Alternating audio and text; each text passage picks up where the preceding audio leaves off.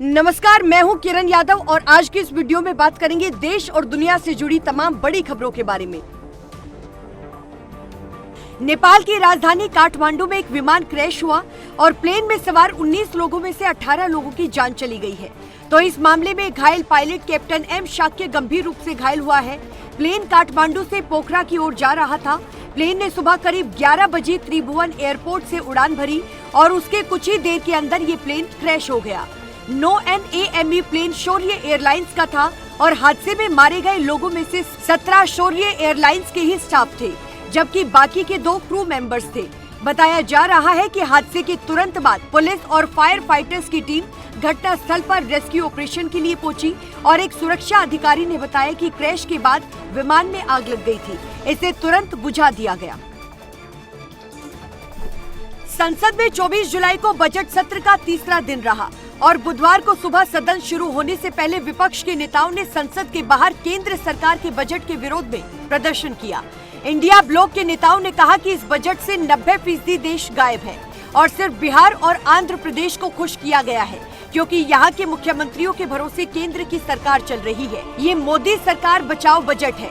लोकसभा और राज्यसभा की कार्रवाई शुरू होने के बाद सदन में भी बजट को लेकर हंगामा हुआ।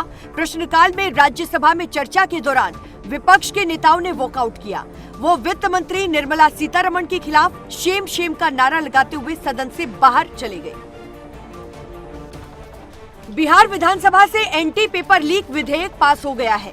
राज्यपाल के हस्ताक्षर के बाद ये बिल राज्य में लागू हो जाएगा। इस बिल के मुताबिक अब पेपर लीक को सीरियस क्राइम माना जाएगा।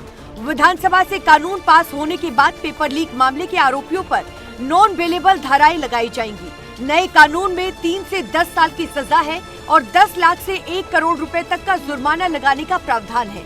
ये नियम राज्य सरकार की तरफ से आयोजित होने वाली सभी परीक्षाओं में लागू होंगे और इसके अलावा जो भी संस्था पेपर लीक में शामिल होगी उसे 4 साल के लिए ब्लैक लिस्टेड किया जाएगा।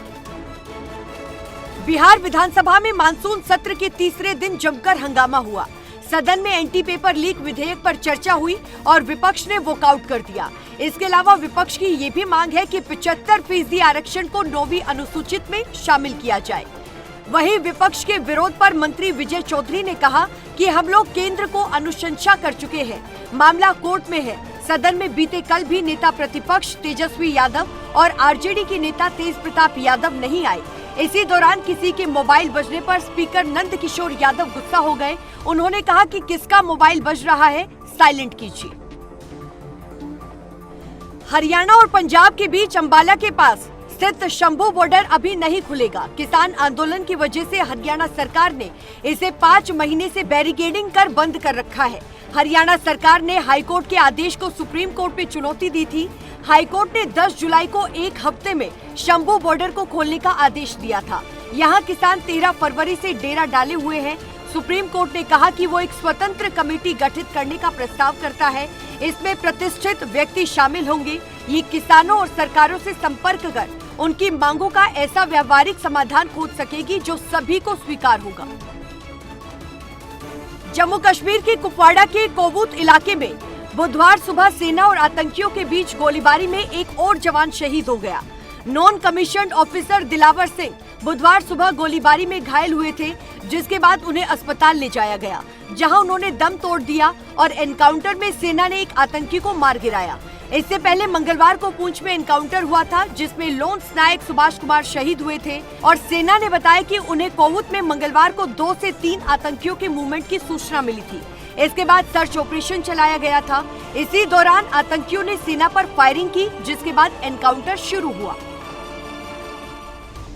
लोकसभा में विपक्ष के नेता और कांग्रेस नेता राहुल गांधी ने बुधवार को संसद में किसान नेताओं से मुलाकात की।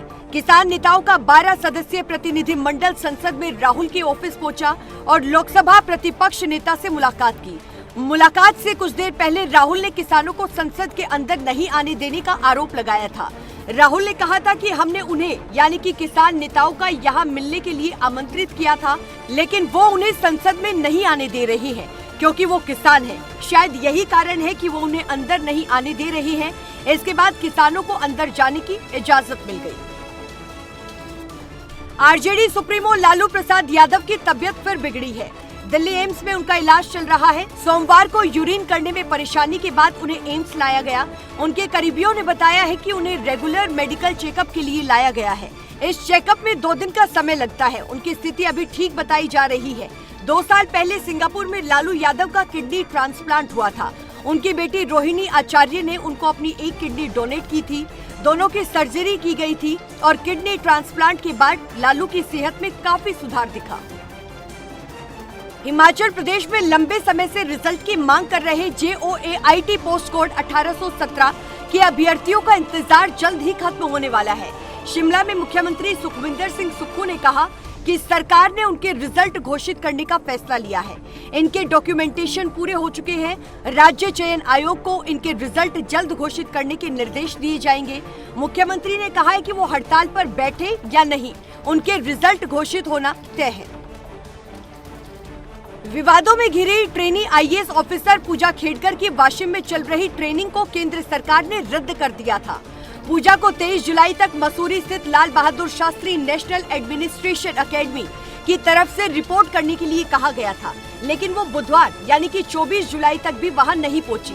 पूजा का कहना है कि वो व्यक्तिगत कारणों के चलते एकेडमी में नहीं पहुंच पाई। एकेडमी में मौजूद सूत्रों ने कहा है कि अब आगे क्या एक्शन लेना है, ये जल्द ही तय किया जाएगा। इसी बीच पूजा पर उनके माता पिता के मैरिटल स्टेटस की जानकारी छिपाकर OBC नॉन क्रीमीलेयर कोटे का फायदा उठाने का भी आरोप लगा है।